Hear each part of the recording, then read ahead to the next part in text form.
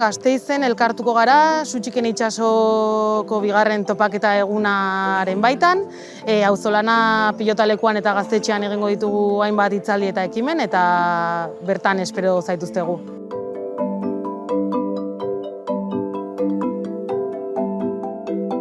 Sutxikien itsasoa aurreko urtean Euskal Herriko eskubide sozialen kartatik abiarazi genuen dinamika bat da.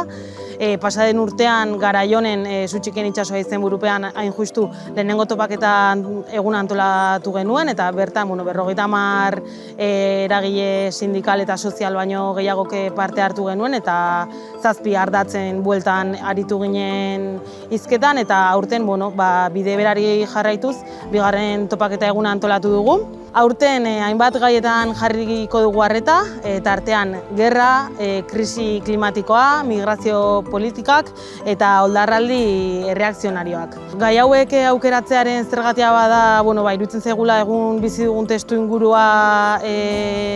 inguruko analisiak egiteko ezinbesteko ardatzak direla, eta horrexegatik horietan sakontzea ezinbestekoa ikusten dugu, horiei nola aurre egin ere erabaki ahal izateko.